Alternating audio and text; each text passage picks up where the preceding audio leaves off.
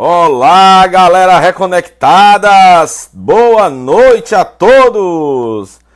E aí, vocês estão me ouvindo bem? Alguém dá um toquezinho aí? Está todo mundo ouvindo direitinho? Então hoje a gente vai ter uma live muito bacana, né, com Anderson Rosa, o Frater Goya, né, que é um grande magista. Ele que é magista, ocultista, cabalística, astrólogo, praticante de magia enoquiana, professor do tarô de Thoth. Então ele é muito gabaritado para falar nesse assunto de magia com a gente. Só esperar aqui o Roberto aqui entrar com a gente. Cadê o Roberto? Vamos ver. Ah, Isabelle, tudo bom? Boa noite. Frater Goya já está aqui online. Olá, grande Roberto Leão. Olá, Bernardo. Olá, galera reconectada. Tudo tranquilo por aí? Tudo tranquilo, tudo tranquilo. Então hoje a gente tem um super programaço aqui, um programaço bacana, uma super live. Eu tava falando aqui, Roberto, que hoje a gente vai falar num assunto muito interessante, né? Então, que é sobre magia. Então a gente vai desvendar o que é magia. E para isso a gente convidou um cara muito gabaritado, né? Então ele é um cara magista, ocultista, cabalista, astrólogo, praticante de magia enoquiana, professor do tarô de Thoth, né, o tarô de Crowley, e é presidente do Círculo Iniciático de Hermes. Então, Sempre olha os bons, a aí. gente sempre conversa com os bons. Dani Fermo. Ó, Dani. Eu assisti uma live hoje da Dani. A Dani fez uma postagem que gerou um pouco de polêmica. E eu assisti a live da Dani hoje falando sobre a questão de falar de uma forma muito, muito simples e muito direta em relação à espiritualidade e sofrer alguns ataques por isso. E eu até comentei com ela, Bernardo, de que não é só ela, né?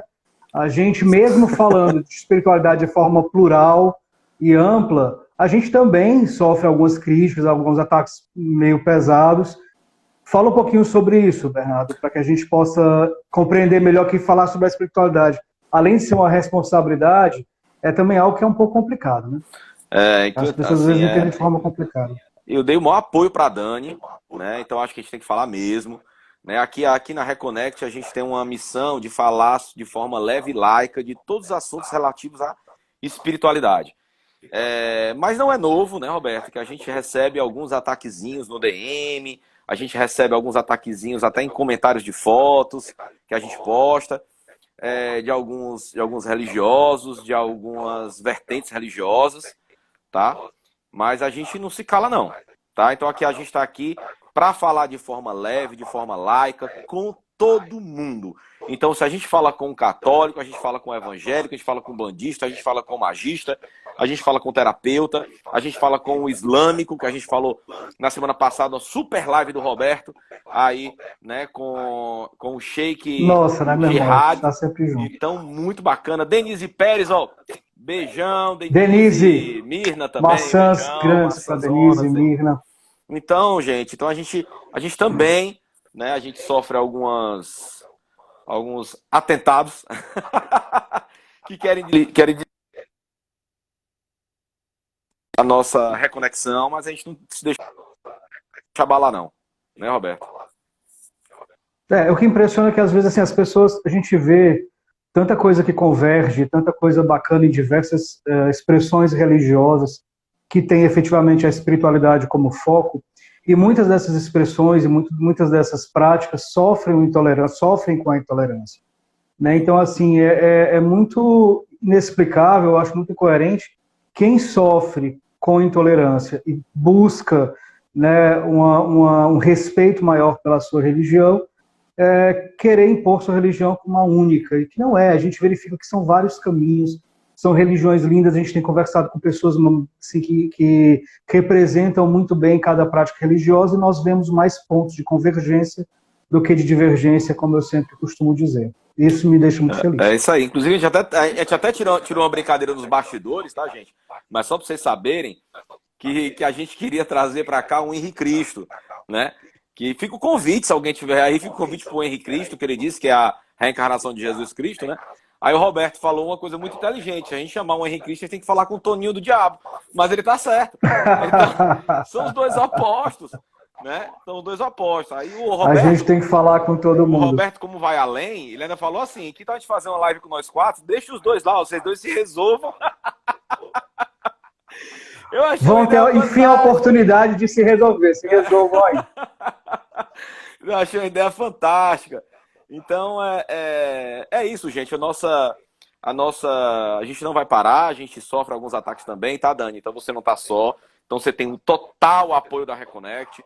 Muita coisa que você falou, concordo, a gente concorda aqui 200% e conta com a gente sempre, tá? Esse canal também é para defender a liberdade de expressão religiosa e de crença de todo mundo, tá? De quem todo mundo tem Exatamente. liberdade de ser livre, né? Então vamos E a lá. espiritualidade para a gente é algo plural, livre de preconceito, mas também leve, que possibilita essa leveza, até porque é essencial para a nossa vida que sejamos também leves, né? É isso aí. Então, nesse domingo Bernardo, ele já entrou? já entrou. Só dar um toque, nesse domingo tem um programa, uma reprise muito bacana da Reconnect na TVC, canal 5.1, afiliada à TV Cultura, no Nordeste, que é a reprise com Karina Greco. Então, a reprise Karina Greco, uma sumidade aí da apometria. Então, não perca na Reconnect, na TVC, canal 5.1 HD, comigo, com o Robertão, Karina Greco, esse domingo, às 15h30. E vale ressaltar que o programa com a Karina foi uma abertura de consciência para a gente, mas que deu uma bugada na nossa cabeça. A gente né? bugou, Muita a gente informação. bugou, a gente bugou total. Eu fiquei olhando assim, com a Karina assim, olhando pra minha mão, ver se existia de verdade, né? Então... Mas muito interessante, muito interessante. Obrigado, Imperdível o Denise, programa. dizendo aqui que veio várias vezes. Obrigado, Dani, você realmente está sempre abraçada pra Denise, gente, tá, Dani? Dani, Conte com a gente Wanda, todo sempre. mundo que está Vandinha aí. entrou. Então vamos lá, né? Vamos Vou deixar você aí, viu, Bernardo? Mas estamos juntos. Maçãs para a galera reconectada, a live está imperdível, estou aqui assistindo. Valeu. Beijo, beijo, beijo, galera. Vamos Beijo, lá, meu irmão. Frater Goya, vou te chamar. Vou chamar o Frater Goya aqui.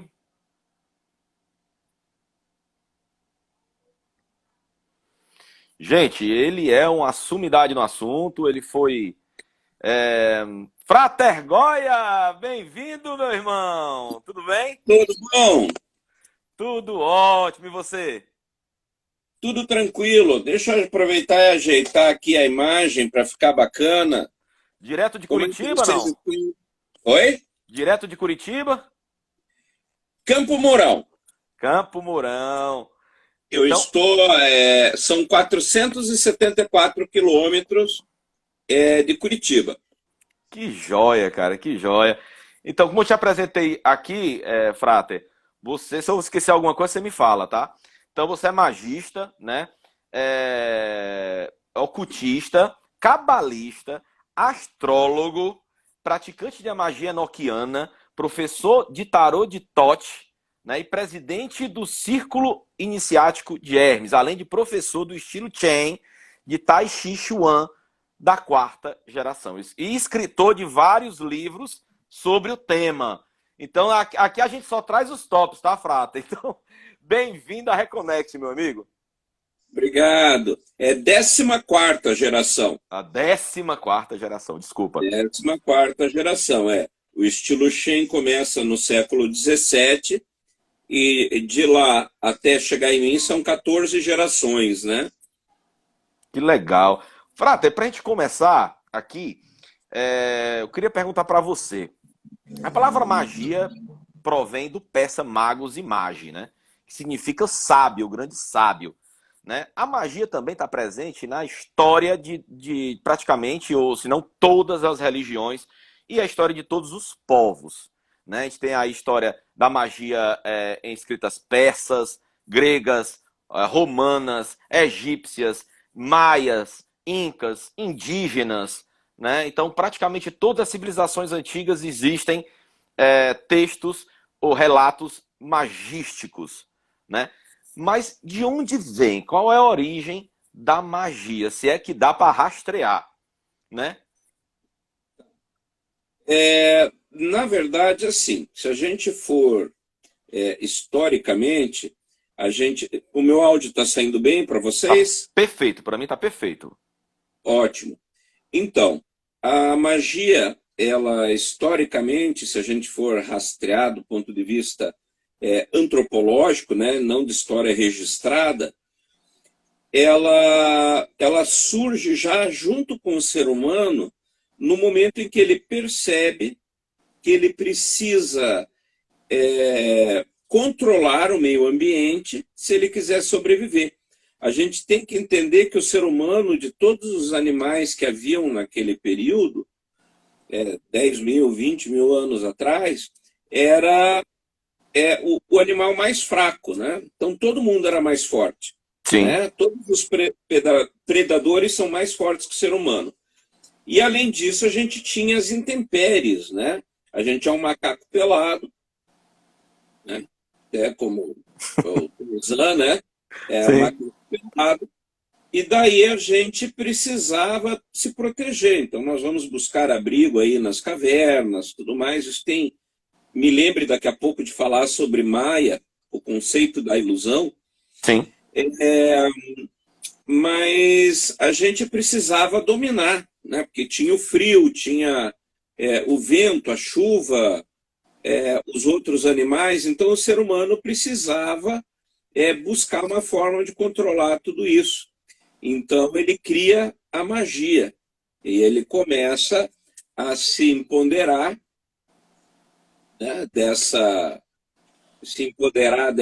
desse conhecimento, e ele tenta inicialmente, até dentro daquele ponto de vista que já está ultrapassado, né, de trazer a chuva, o raio, o vento, né, como elementos de trabalhar a magia.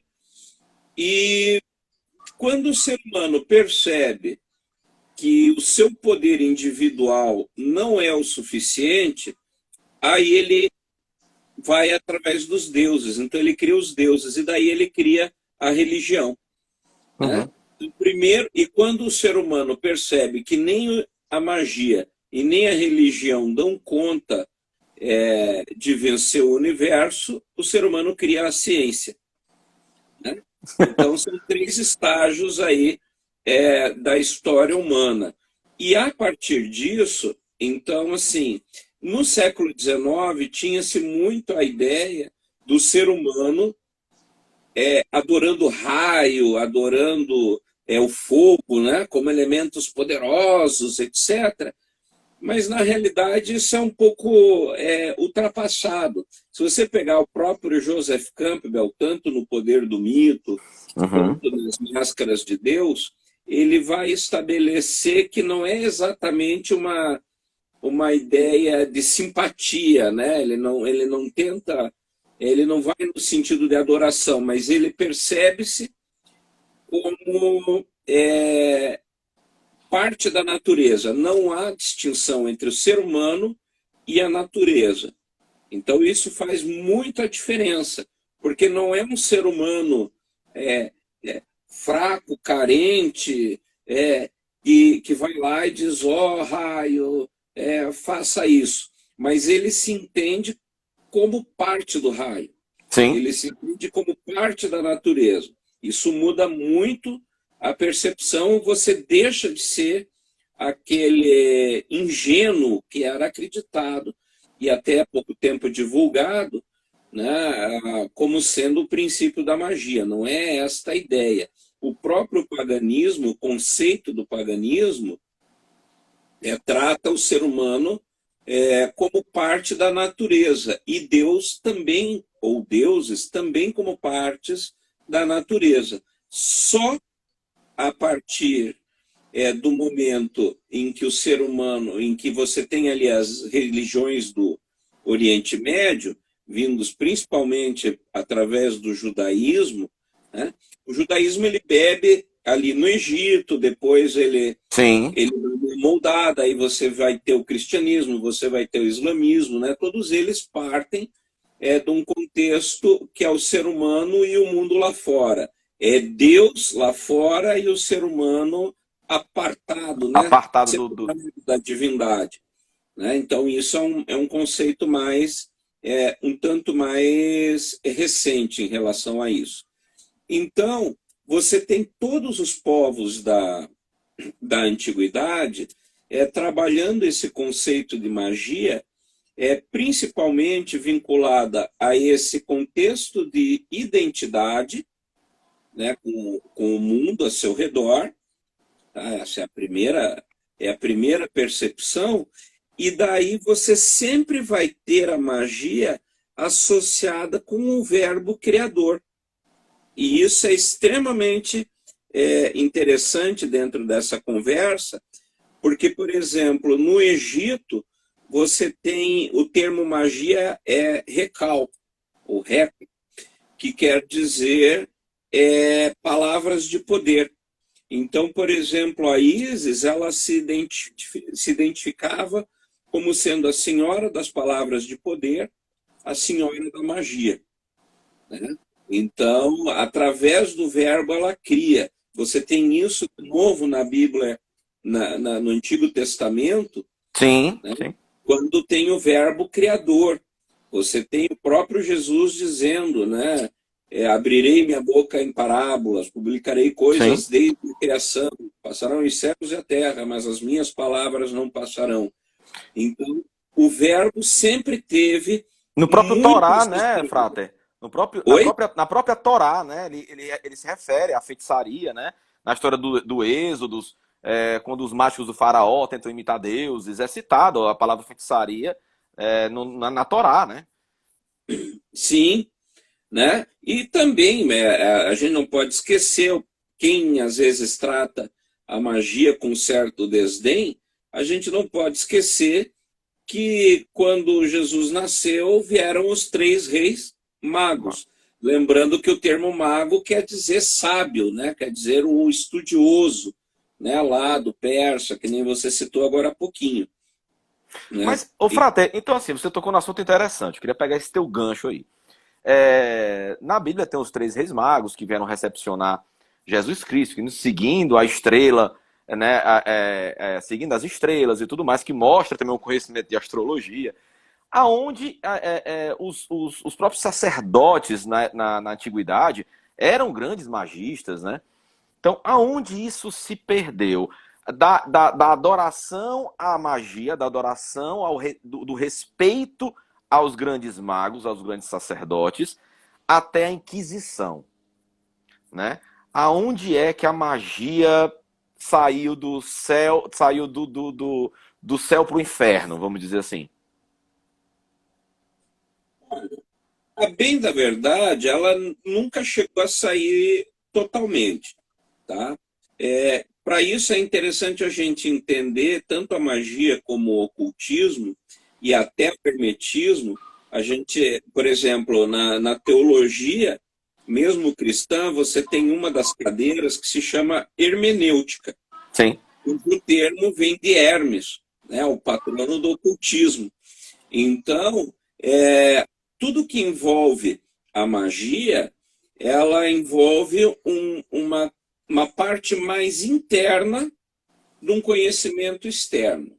Uhum. Tá? A partir do momento que você tinha pessoas que eram os xamãs, por exemplo, dentro das tribos, né, e dos clãs, você tinha, antes de ter uma religião institucionalizada, você tinha a figura do sacerdote, do xamã, tá? Que era um cara de grande poder e que possuía certas características, né? O contato com o mundo espiritual, o domínio de um conhecimento que ninguém dominava. A partir dessa premissa, a magia se torna realmente um conhecimento. Então, se eu chego numa tribo que ninguém conhece eletricidade, né, numa civilização, e eu acendo uma lanterna, eles vão dizer, nossa, você é o senhor da luz. Sim. Né? Na realidade, eu só tenho uma lanterna na mão. Então, a magia sempre tem essa questão do conhecimento. Mas, à medida que vão se estabelecendo as religiões, é uma característica de toda religião tentar absorver ou eliminar aquilo que é antigo. Eu peço desculpas porque eu me mudei há pouco tempo, senão eu mostraria aqui um livro que se chama Religião e o Declínio da Magia, no século XVI e XVII. É um dos poucos livros acadêmicos a respeito do tema, No Brasil tem um segundo livro extremamente importante, que se chama O Diabo na Terra de Santa Cruz, que conta como ocorreu a Inquisição no período do Brasil colonial, tá? De uma pesquisadora da USP. Deixa eu até, se você me permitir, eu procuro aqui rapidinho. Mas, Frater, você acha que a questão da perseguição de algumas religiões, sobre a magia, né?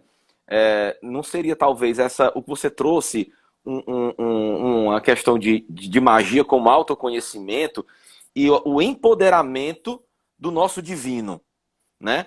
Então, quando eu falo sobre autoconhecimento e sobre me empoderar de um poder divino, né?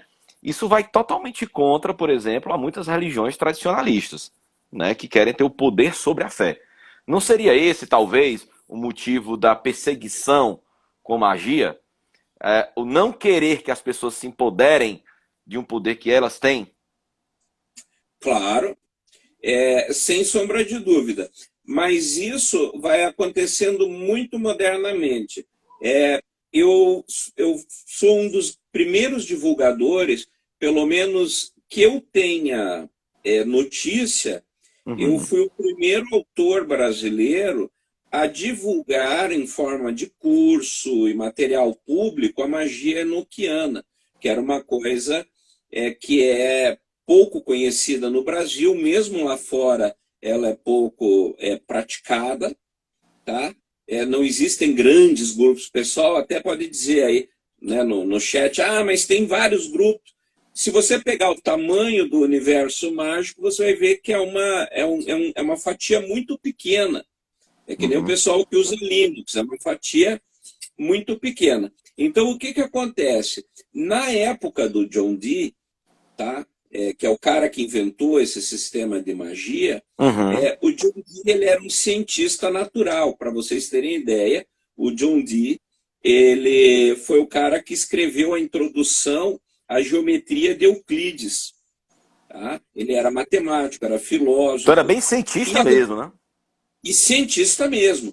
Ele que calculou através da astrologia a data da coroação da Rainha Elizabeth. Tá? Então o cara era um ser bem completo, assim, bem complexo. E ele moldou muito do modelo hermético que nós temos até hoje. E o John Dee, como cientista, ele pesquisava o ocultismo como sendo uma das ciências válidas. Por isso que eu estou tocando no tema. E o John Dee já é ali 1500, ele foi contemporâneo quase, né, ali do Leonardo da Vinci, Nostradamus, então esse pessoal todo era meio rolando meio que ao mesmo tempo, né? O Nostradamus é mais para o começo de 1500 e o John Dee vai pegar mais para o final, ali quase 1600. Mas são todos do mesmo século, são figuras extremamente interessantes. E o John, nessa época, se via o conhecimento da magia como uma ciência válida. Né? A magia, a astrologia, tudo isso era parte de um conhecimento, entre aspas, válido. A astrologia, né? Inclusive, era uma cadeira da Faculdade de Medicina, né? Exatamente. Né? E daí o que acontece? Você começa a ter realmente, que nem você falou, um movimento dentro da religião, né? Isso principalmente, vamos pegar no mundo ocidental, né? Do cristianismo como um todo, com o processo da Inquisição, né? Principalmente a ICAR, a Igreja Católica Apostólica Romana. Né? Então, ela começa a falar, como você disse, a tentar tirar o domínio da pessoa comum. Por isso que esse livro do Religião e o Declínio da Magia é tão interessante, porque justamente ele pega o século XVI e o século XVII. Tá? E daí ele vai falando justamente que a igreja vai se adonando de certos movimentos mágicos, né? E é nesse período que começa aquele chamado horóscopo de crente, que você abre a Bíblia onde quiser, né? Vamos abrir a esmo a Bíblia e o que eu ler Qual é a mensagem? Qual é a mensagem que eu vou ter de Deus? qual é a mensagem que eu vou ter de Deus, né? Então, é aquilo de você, daí, vamos benzer a criança, vamos rezar um Pai Nosso. Isso foram formas de se adonar de outros rituais mágicos. É claro que se a gente for estender, nós vamos ficar aqui falando horas e horas e horas. Deixa eu botar uma polêmicazinha aqui, Frata, desculpa. Mas assim, Claro. a gente pode dizer então que a cura de um cego com cuspe, barro e areia, andar sobre as águas, curar um leproso, todos esses milagres colocados para Jesus Cristo, né? Pode-se dizer que é magia? Claro, claro. E principalmente na ideia de você realizar uma coisa que ninguém mais consegue realizar. Por exemplo, hoje você tem aqui bastante disseminados as questões do reiki, por exemplo, a cura por imposição de mãos, que nada mais são do que os processos que supostamente são atribuídos até ao próprio Jesus. Sim.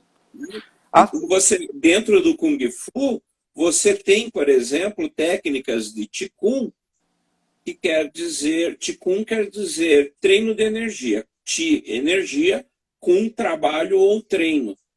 Né? E você tem técnicas avançadas de Qigong, onde você vai usar a tua própria energia. Então, o treino consiste em você elevar a sua energia pessoal, e a partir do momento que você eleva a sua energia pessoal, você vai ter tanto que pode ajudar as pessoas ao teu redor.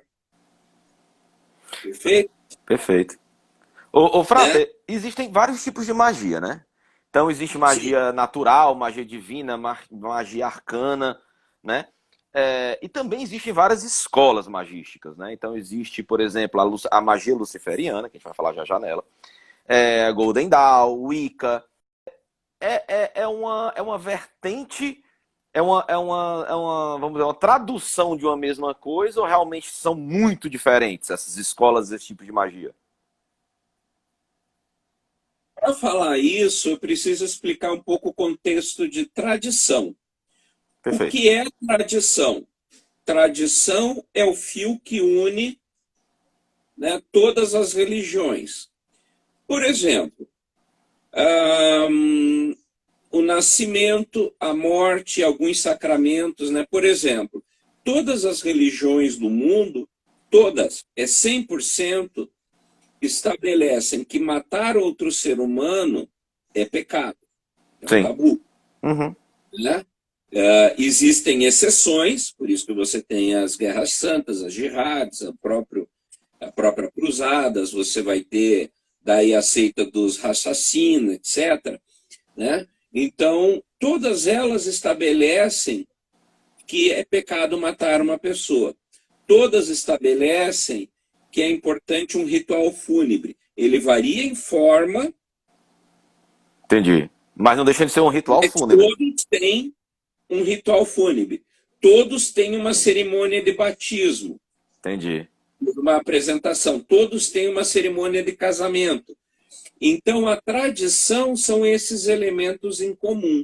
Então, quando você fala, que nem você citou aí, os vários tipos de magia luciferiana, a Golden Dawn, Telema, os grimórios, Wicca, a magia natural, tudo que você quiser, elas se modificam na forma.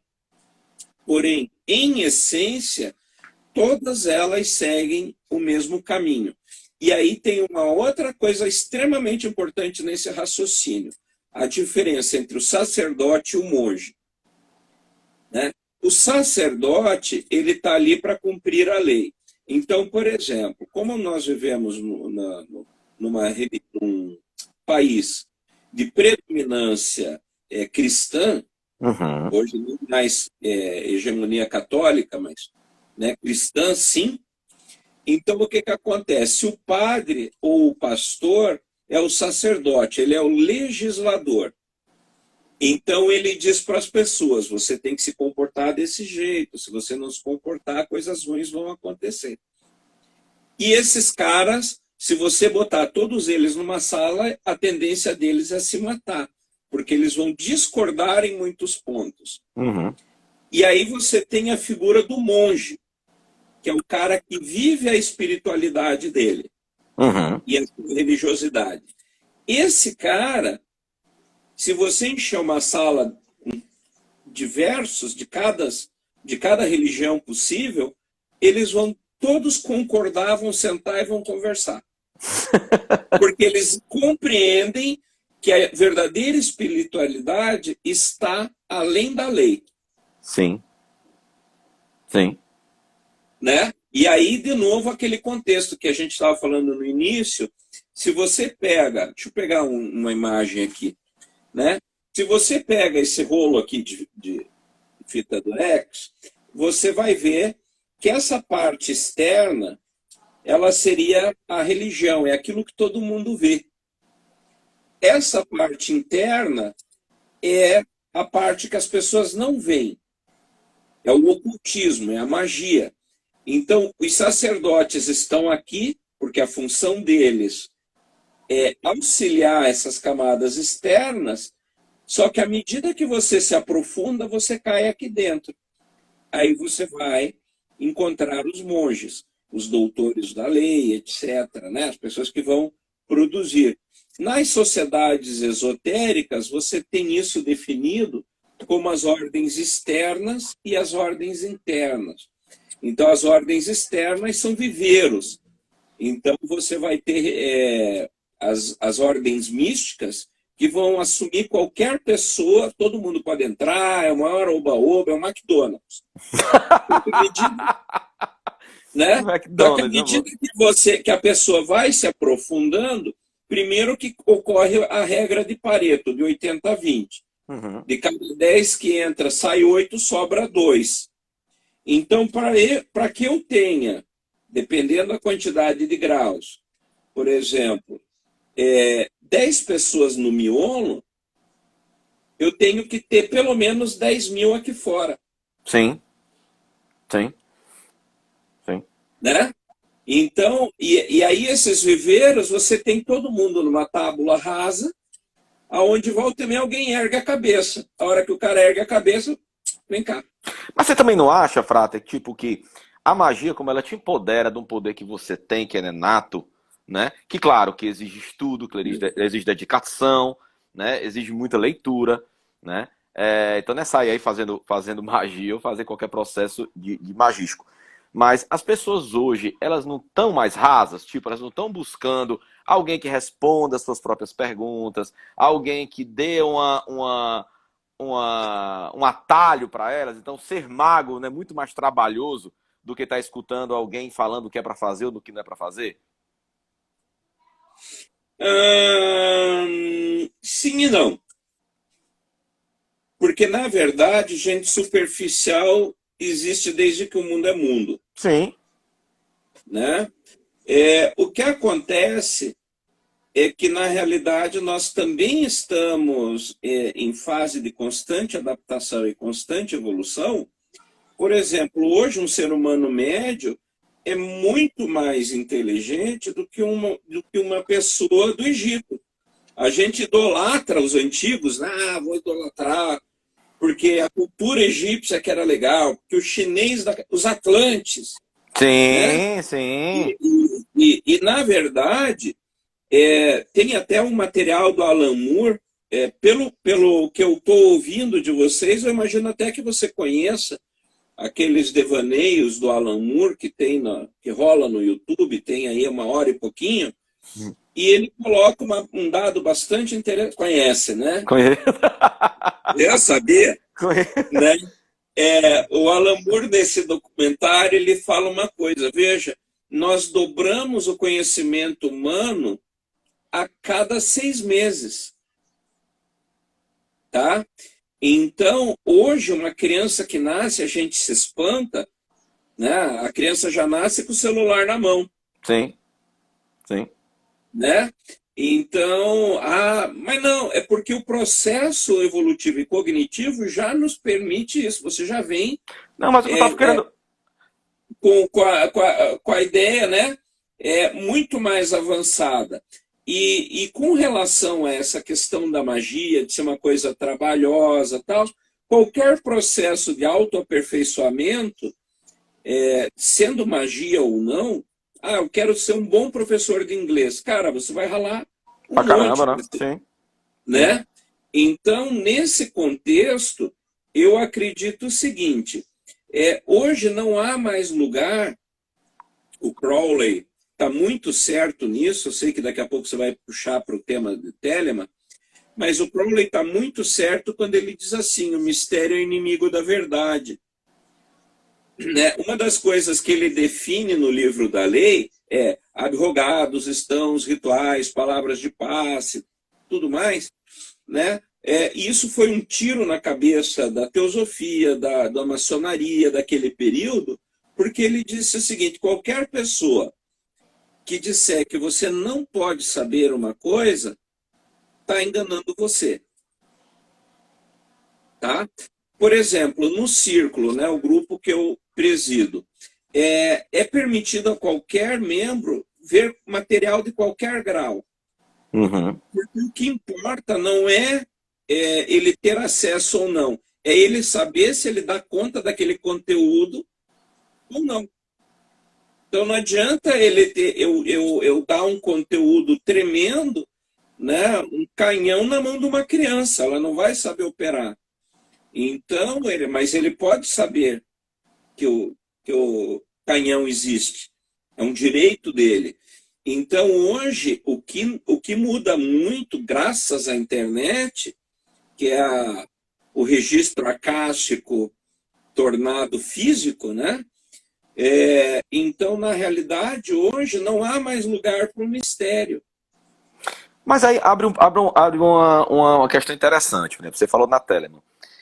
Telemann, a lei máxima é fazeres o que tu queres, há de ser toda da lei, né? Então, faz o que tu queres, né? Então, existe ética na magia? Claro, porque fazer o que você quer é diferente de fazer o que você bem entende. Tá, mas a partir do momento que se tudo que eu faço é válido, se tudo que eu quero fazer é válido, quem define o que é ético e o que não é ético? Aonde tem essa linha tênue do que eu quero fazer, do que eu tenho conhecimento de fazer, mas o que eu não devo fazer? Então, primeiro, tem um livro que eu recomendo aos curiosos, assim, que se chama, é do Frater Udê, se chama Onde Vivem os Demônios, né? É um livro fininho, mas muito legal, assim. Ele vai chacoalhar a cabeça de muitos. Legal. E, na realidade, essa questão de ética, ela acaba sendo individual, porque, assim, fazer o que você quer, além de não ser fazer o que bem entende, consiste numa compreensão muito simples do universo. E o Crowley diz lá, todo homem e toda mulher é uma estrela, possui sua órbita, né? Possui seu movimento, seu tamanho, seu brilho, que lhes são próprios. Então, funciona da seguinte forma. Se eu me compreendo como um planeta ou como uma estrela e eu mantenho a minha órbita, está tudo certo, o sistema é autorregulado. Agora, a hora que eu entro na órbita do outro, que venço melhor. Tá? Isso é dito, tem lá um texto tratando da lei de Telemann, e tem um outro chamado Corolários da Magia, que explica muito bem isso também, onde o Crowley define, a famosa frase que ele define o que é magia, magia é a arte ou a ciência de causar mudanças de acordo com sua vontade, né? De vontade, e isso tem alguns pré-requisitos básicos. Por exemplo, se eu utilizo a força apropriada através do meio apropriado num objetivo adequado, aquilo vai funcionar. Aí depois vem o próximo item. Se não funcionou, é porque um dos itens anteriores não foi cumprido. Tá? Então, por exemplo, o que quer dizer o meio adequado? Se eu quero colocar um prego numa parede, não adianta eu ir com uma chave de fenda. Sim. Se eu quero botar um parafuso e eu vou com o martelo, eu vou estragar o parafuso e vou estragar a parede, né?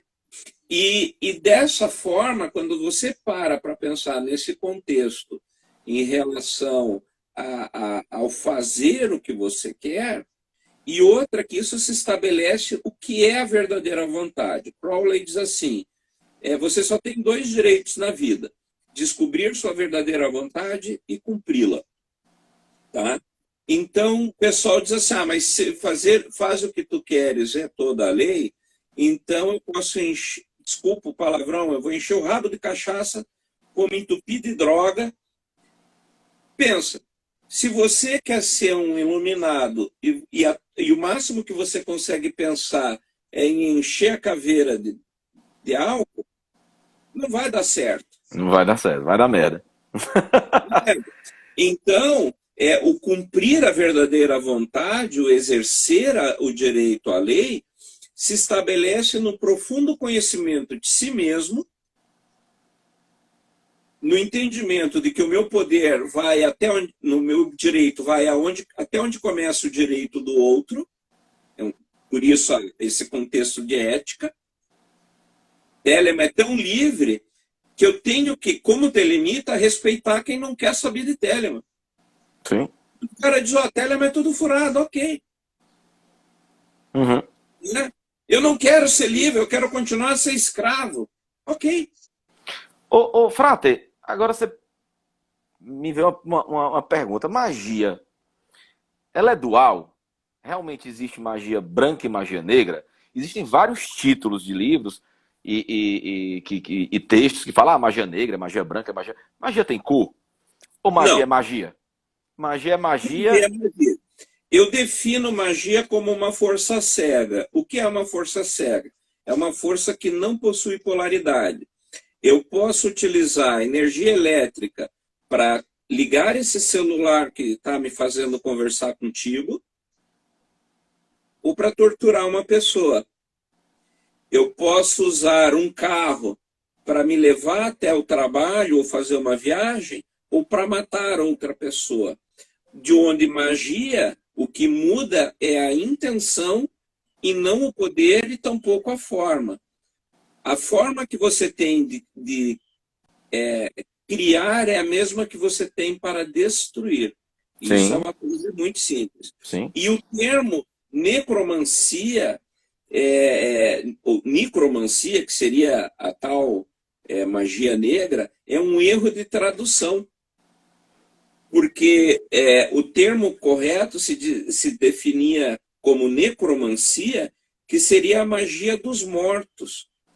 Né? Então, o espiritismo, né, nas suas mais variadas vertentes, né, a Umbanda, Candomblé, Quimbanda, toda e qualquer religião que trata da conversa com o espírito dos mortos, seja através de incorporação, canalização, ou seria a necromancia.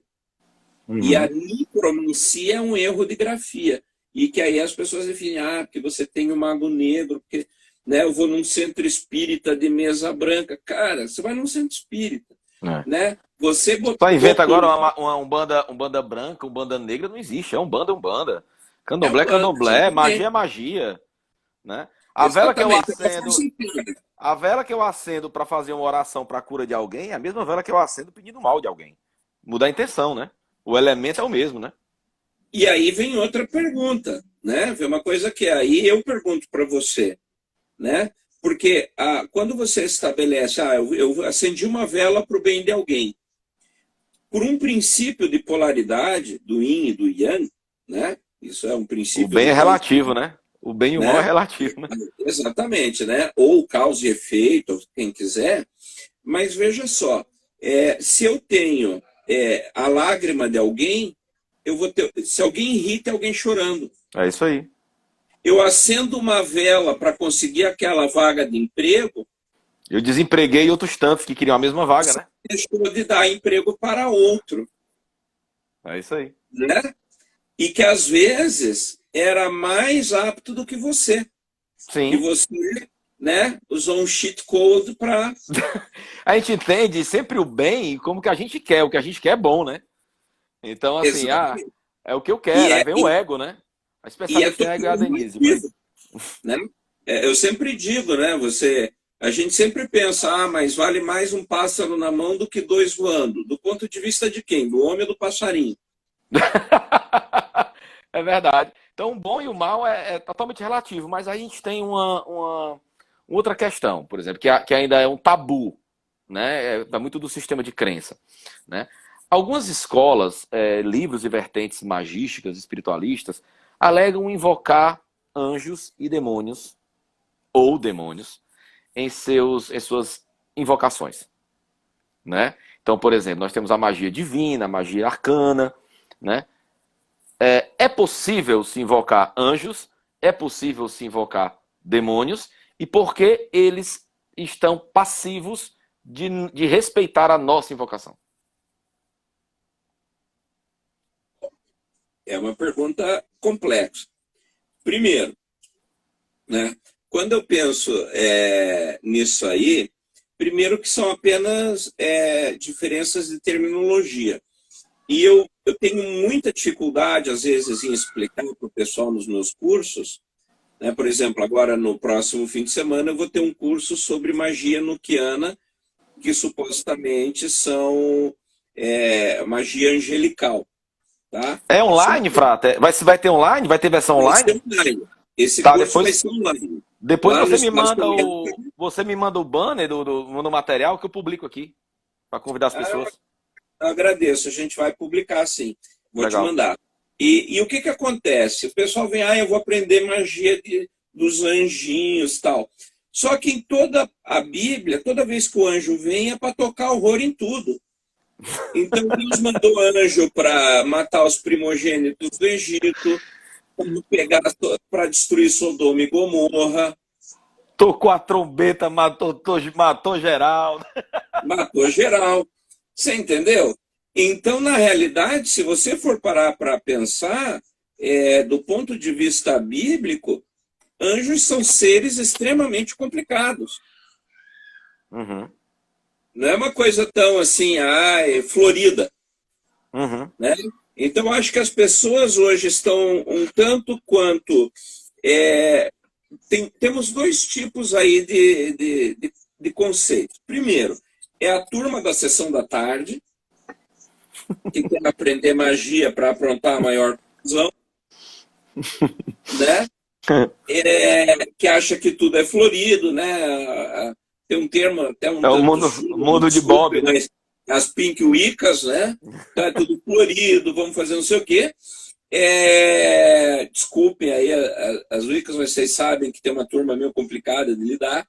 E o outro lado é aquele cara que quer ser trevoso. Eu sou do mal, porque eu sou telemita, eu bato em padre, eu passo rasteira na freira, né? E na realidade, isso daí é principalmente gente que não entendeu ainda o que está fazendo.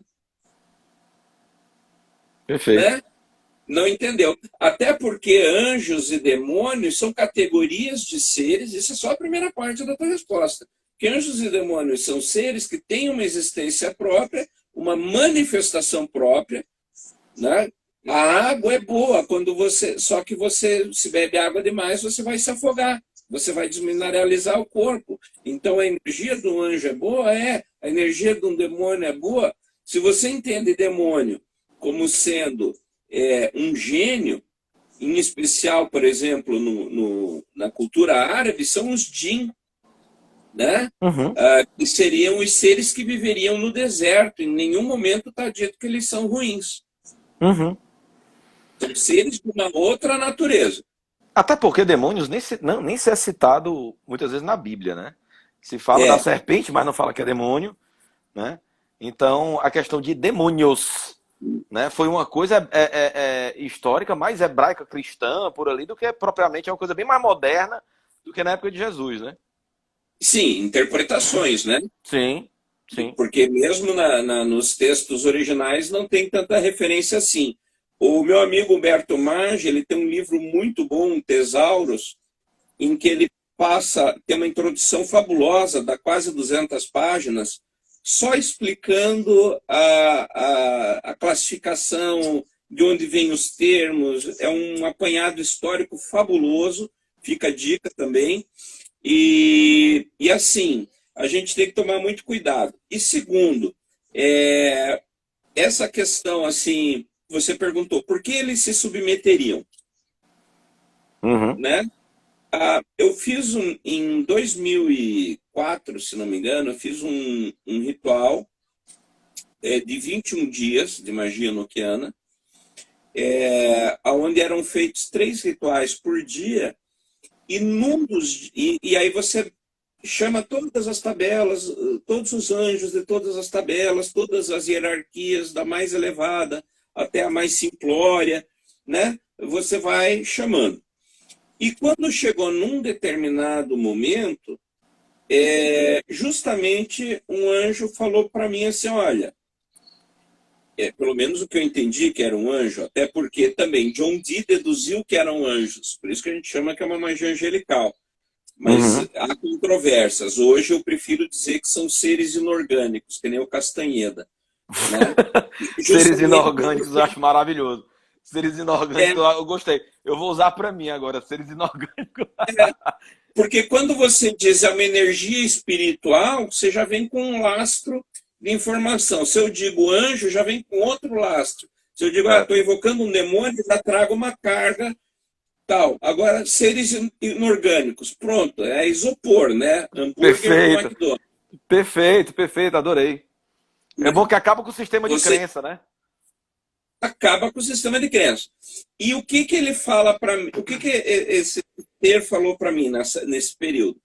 Ele disse assim, olha, para a gente, nós também temos dificuldade em entrar em contato com o ser humano, porque somos dimensões diferentes de existência. Sim. Ele fala, então, quando a gente vê um cara tentando fazer, não, vai trazer a energia, vamos ver lá para ver o que o cara vai fazer. Né? E o sistema enoquiano, ele diz que você tem um universo sobreposto e que você vai encaixando esse universo como uma série de engrenagens até que uma hora essas engrenagens se casam e uma porta se abre. E aí, através dessa porta aberta, é o contato dos seres humanos com anjos, demônios e outros seres de todos os dias. Né? Nos vários sistemas de magia, isso é muito utilizado através de espelhos, bacias com água, bolas de cristal, né?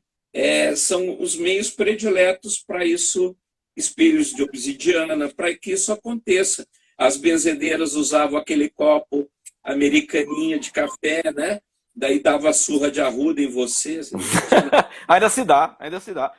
Né? Frater, o Roberto mandou uma pergunta aqui muito bacana. Há anos se fala sobre a chegada do novo Éon, nova era de liberdade e consciência. Estamos perto, pelo menos, no seu entendimento? Eu acho, menos colorido e mais dolorido. Vídeo que nós estamos vendo aí com o Covid. No meu canal do YouTube eu tenho um vídeo falando sobre o Covid e a era de Aquário. Show! Justamente colocando nesse parâmetro. Nós estamos numa transição. Dentro do contexto hindu, você tem os manus, que são os eras, era de peixes, era de touro, era de aquário, toda essa coisa. E o período entre uma era e outra, né, onde um signo se conecta com outro, se chama Manvantara. E nós estamos no Manvantara entre a era de peixes e a era de aquário, em que está uma energia saindo de cena e a outra entrando. Né? Então, esse período, há divergências em termos de data. Tem gente que diz que vai ser mais longo, outros mais devagar. Eu, particularmente, acredito que nós devemos chegar vamos estar na era de aquário efetivo a partir de 2060, 2065, por Ih, aí. vamos estar aqui não, Né? né, Frata? Vamos sim. A gente vai levando. E enquanto não expulsar a gente do salão, nós vamos ficando.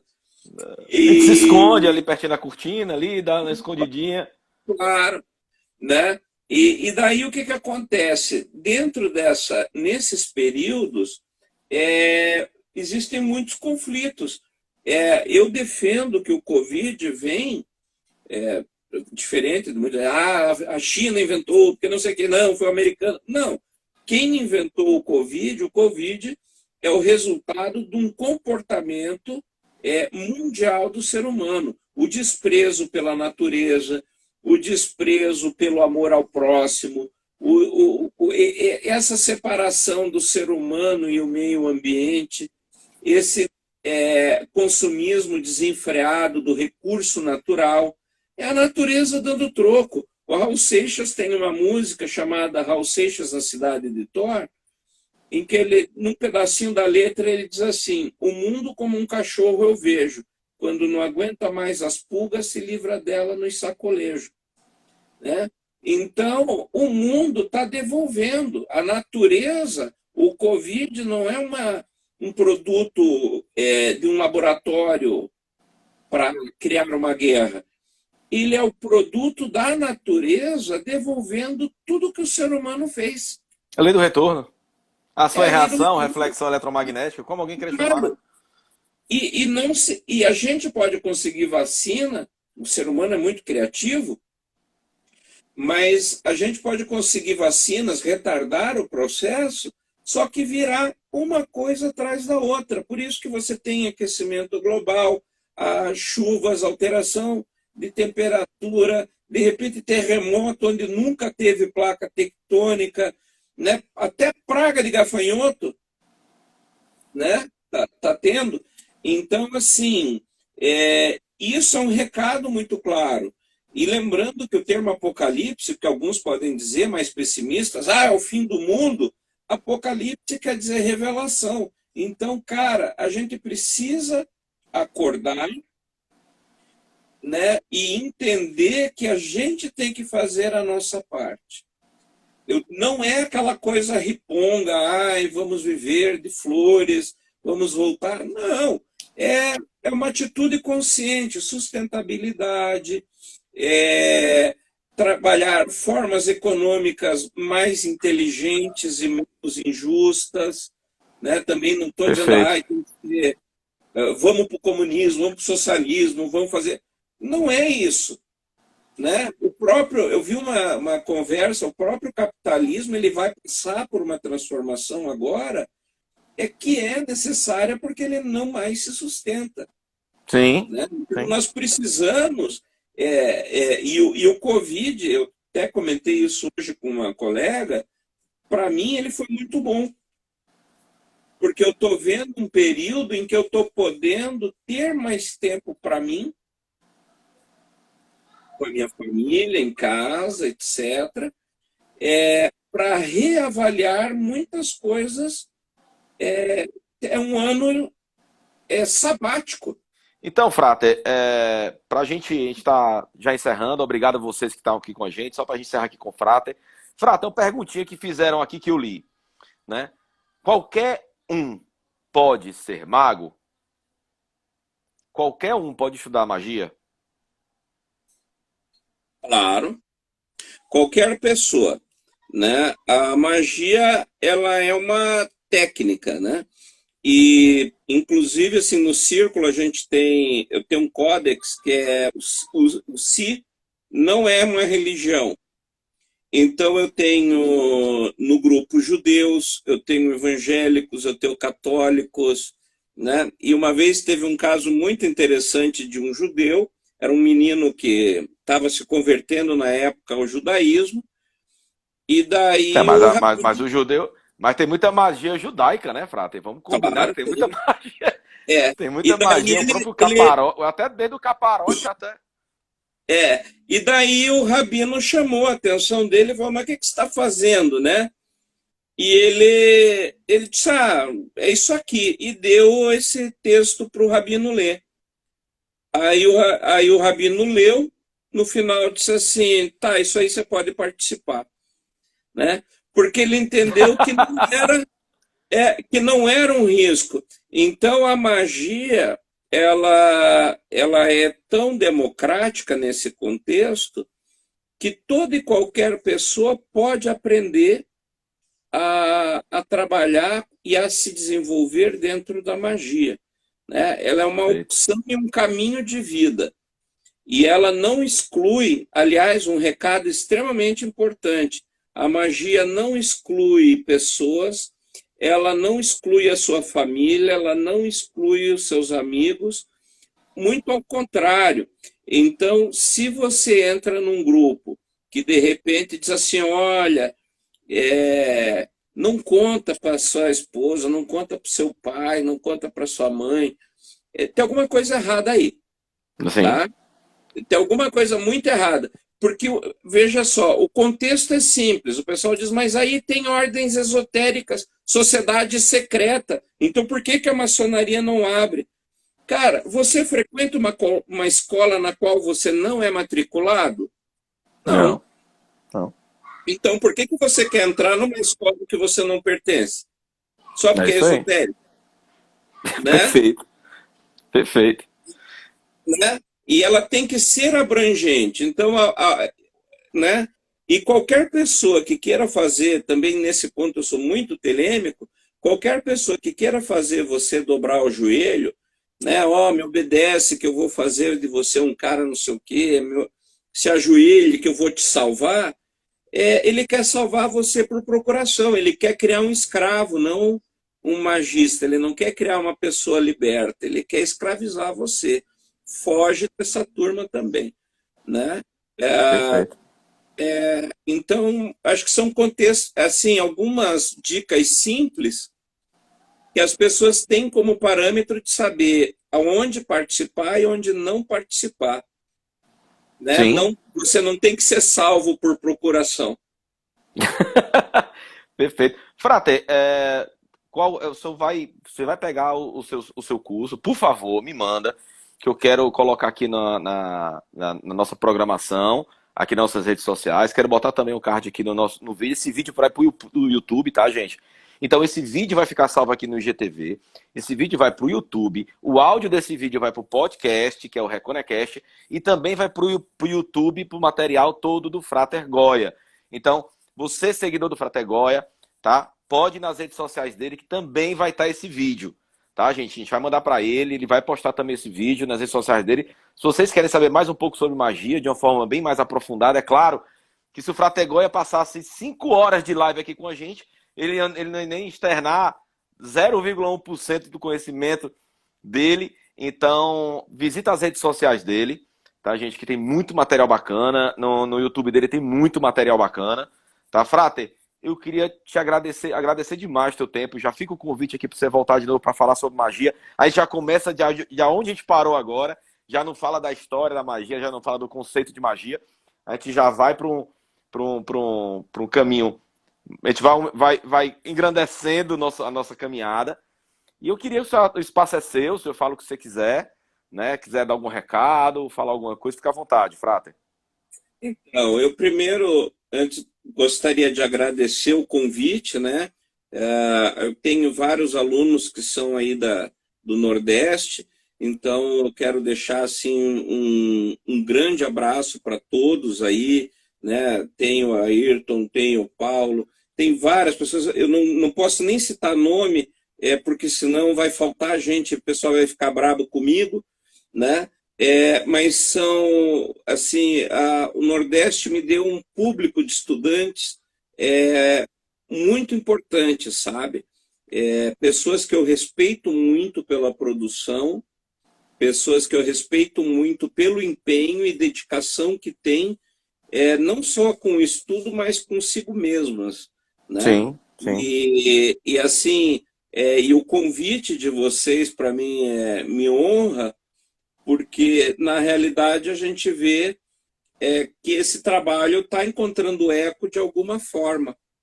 Com certeza. Como eu te falei, quando eu te convidei, Frater, você foi muito bem indicado. Então a gente sempre a gente sempre pesquisa demais as pessoas que a gente traz para o programa, né? Até porque a gente tem uma responsabilidade muito grande, que o programa, como é numa TV pública, né? Então, é afiliado à TV Cultura, então a gente tem uma responsabilidade por todo o conteúdo que a gente traz aqui para dentro, né? Então, sempre a gente fala assim, eu quero falar com alguém sério sobre magia. Ah, é o Frater Goya. Então, então, parabéns pelo teu trabalho, Frater. Parabéns. Então, a gente faz questão, todo material que você tiver, dos seus cursos, do seu material que você queira promover, por favor, conta com a gente, tá? E, como eu te falei, já falei no telefone com você, a gente vai começar a fazer, na terceira temporada do programa, quando a gente voltar para estúdio, a gente vai fazer agora com um link dedicado. Então, a gente não vai ter, a Reconnect não vai ter limite, né? Então, você pode estar em Curitiba, pode estar no interior, pode estar no Rio Grande do Sul, e a gente faz a entrevista com a mesma qualidade via estúdio. Então, já fica o convite para a gente, já a partir de onde a gente parou agora, um programa mais, elevar o grau, subir um degrau no nosso papo. Muito obrigado, né? Com certeza a gente vai fazer de tudo para estar sempre apresentando um material melhor, principalmente fazendo a ideia de desmistificar as coisas, né? De tirar os conceitos errôneos, né? E levar para as pessoas uma informação de qualidade. Eu não conhecia o material de vocês, eu comecei a conhecer depois, até porque essas coisas acabam sendo regionais. Sim. Né? E então, assim, eu fiquei também apaixonado pela qualidade dos programas e do trabalho, a seriedade, a divulgação, né? E como eu te falei, né, só da gente conversar um pouco aqui, eu já fui pegando várias referências que eu sei que você tem pelo teu discurso, né? E fiquei impressionado que são fontes todas muito boas, assim. Obrigado, Então, obrigado. tenho certeza que a gente já identificou de cara vários momentos aí que a gente conhece. Frater, um abração, muito obrigado a todos vocês. A gente teve um pico aí de 135 pessoas online ao mesmo tempo aqui vendo a gente. Então, muito obrigado a todos vocês, mesmo a gente voltando, caindo e voltando. A gente já está com 30 pessoas aí ligadinhas e pedindo mais, e pedindo mais. Gente, brigadão por vocês estiverem com a gente até agora. Frater, muito obrigado. E se você perdeu um pedacinho ou comecinho desse papo, acompanha nas redes sociais da Reconnect e do Frater Goya. Beijo, beijo para todo mundo. Um abraço, Frater. Até mais. Um beijo para todo mundo que está assistindo e para vocês também. Tchau, tchau. Tchau.